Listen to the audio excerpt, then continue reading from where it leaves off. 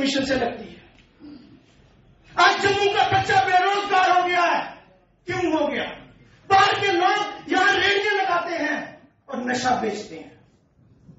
मैं इसका विटनेस हूं। क्या कर रही है पुलिस? हमें बताएगा। क्या कर रही है हेल्थ डिपार्टमेंट? हमारी लीड की आई है।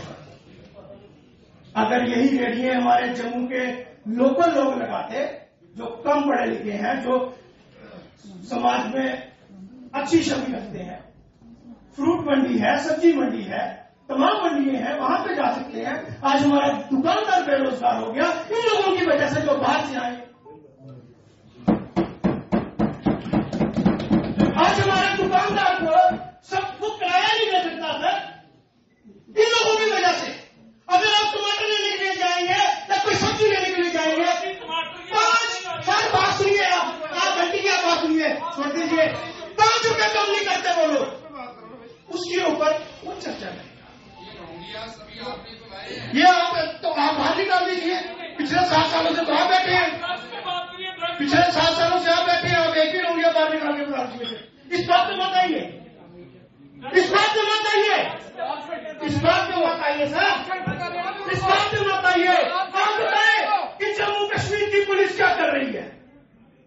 अगर लेकिन हम भी कसूरवार हैं, हम नेता लोग जितने भी हम लीडर्स हैं, हम भी कसूरवार हैं।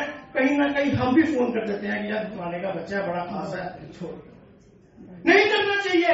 ठीक कहा मेरे एक कॉर्पोरेटर ने कि हमें कसम खानी पड़ेगी, हमें कसम खानी पड़ेगी। एक स्पेशल ओथ सेरेमनी, जिस धर्म को हम मानते हैं उसको धर्म को साक्षी रखकर हमें यह कसम खानी पड़ेगी कि ऐसे केसों में, चाहे चोरी का केस हो, चाहे वो ड्रग्स का केस हो, हम सिफारिश नहीं करेंगे। और पुलिस को भी कसम खानी पड़ेगी कि अगर किसी भी पॉलिटिकल लीडर का, किसी भी पार्टी से बिलोंग करता हो, उसका अगर आपको फोन आता है, पब्लिक में बता दीजिए, मीडिया पर रख दीजिए कि फलाना भाषण देता है कि ड्रग्स फ्री करना है हिंदुस्तान और जम्मू कश्मीर, और शाम को हमें फोन करता है कि फलाने का बच्चा छोड़। इन चीजों के ऊपर चर्चा करनी पड़ेगी। आज डिबेट हो रही है, इसी के लिए हो। हम किसी को टारगेट नहीं करना चाहते। वो वाइन शॉप क्या वहां से बंद होगी? ऐसी सोच के खिलाफ लड़ना पड़ेगा मेयर साहब। हम सबको, आपको और हमें इकट्ठे होकर पार्टी पॉलिटिक्स से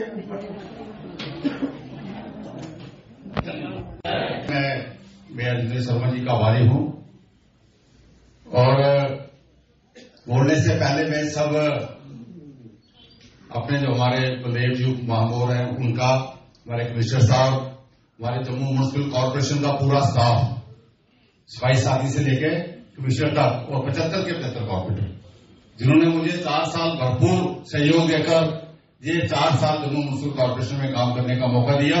आज जम्मू जो है अपने आप को आगे बढ़ रहा है और दिख रहा है। डिटेल में हमारे साथियों ने रखा ड्रग्स के ऊपर। साथियों, ये बात तो सही है कि ड्रग्स एक ऐसी बीमारी है जो दीमक की तरह चमकती है, जो दीमक की तरह इंसान को खा जाती है, पता भी नहीं चलता। कि इसका ये होता है कि हम ठीक ठाक, हम दिखने में अच्छे लगते हैं, और मुझे लगता है जो ड्रग्स लेता है वो देखने में बिल्कुल स्मार्ट लगेगा। उसकी शक्ल सूट पे जाओगे, लगेगा यार बहुत गोरा है, बहुत अच्छा है, बहुत स्मार्ट है, लेकिन अंदर से उसकी हालत होती है कि खोखला हो जाता है, उसकी हड्डियां भी खोखली हो जाती है। ये आप देखिए, कहीं भी किसी लड़के को जब आप देखते हो किसी को ड्रग्स की लत है, तो ये आप जरूर नोट करिए, तो देखने में आपको अच्छा लगेगा, लेकिन अंदर से उसकी हालत होती है वो खड़ा भी नहीं हो सकता, उसके हाथ पैर कांपते हैं, उसकी हालत पतली होती है, और वो एक दिन भी ड्रग्स के बिना नहीं रह सकता। अगर उसको जब उसको ड्रग्स की लत लग जाती है, और जब वो इसको लेना शुरू करता है, और उसके बाद अगर उसको जब उसको लगता है कि मुझे इसकी बॉडी में जरूरत है, तो अगर उसको नहीं मिले, उसकी हालत इतनी बदतर हो जाती है, तो मुझे लगता है कि उसको कभी भी सोचता है कि मरने के समय मेरे पास कोई चारा नहीं है। इसलिए मैं आप सबके माध्यम से यही कहूंगा कि ड्रग्स से बचने के लिए सबसे पहले जो काम है वो हमारा है, हमारे माँ बाप का है, हमारे बच्चों, हमारे साथियों का है, हमारी जो बहनें हैं, जो घर में हमारी माँ जो गृहस्थी में चलाती है, वो उसका बहुत बड़ा रोल होता है। उन्होंने इस तरह का सोच बनाई कि इस देश को खत्म करना चाहिए। उस सोच को खत्म करने के लिए जिस तरह का निर्णय लिया गया, उन्होंने पहले फैला है। आतंकवाद का मुकाबला किया गया, सभी एकजुट होकर देश ने आतंकवाद को समाप्त की ओर ले गई। अब थोड़ा थोड़ा रह गया है। साथियों, जब आतंकवाद की ऊपर उनकी नहीं चली तो उन्होंने ड्रग्स के ऊपर हमारे नौजवानों को घेरने की कोशिश की। हम लोग जब ड्रग्स का मतलब समझते थे तो ड्रग्स का मतलब होता था दवाइयां, कि हम दवाई लेंगे जो हमारी जीवन रक्षक है, हमारी बीमारी की इलाज है, उस दवाई को लेकर हम ठीक होंगे। पर इस ड्रग्स का रूप ही लागू, शराब पीकर आएगा, वो अपनी पत्नी को तंग करेगा, छोटे छोटे बच्चे उसको देखेंगे तो बच्चा भी उसी लाइन पर चलेगा। मेरे भाइयों, मैं यही प्रार्थना करना चाहता हूं कि आपने कहा कि पुलिस क्या करेगी। पुलिस एक हमारे समाज का, एक हमारी एडमिनिस्ट्रेशन का एक बड़ा महत्वपूर्ण नाम है। ये जितने देर हम एक समाज में रोशनी रखने वाले लोग, जो एक सभी तरह रखने वाले लोग, हम यूनाइट नहीं होंगे, हमारे सामने पाप होता है, हम देखते रहते हैं, हम इकट्ठे होकर उसका मुकाबला नहीं करते हैं। मेरे भाइयों बहन, हम पुलिस को ये नहीं बताते हैं कि ये कल्प्रिट है। पुलिस को जरूरी नहीं है कि पुलिस को सारा पता हो। पुलिस के साथ हमारी गली मोहल्ले के अंदर ऐसे लोग घूमते हैं, उसका पता कौन देगा? हम लोग देंगे। तो इसलिए ऐसे लोगों को पकड़ने के लिए ड्रग्स एक बड़ी बीमारी है। कहाँ? अफगानिस्तान से पाकिस्तान से अब ड्रोन्स के द्वारा जो है यहाँ पर गिराई जा रही है।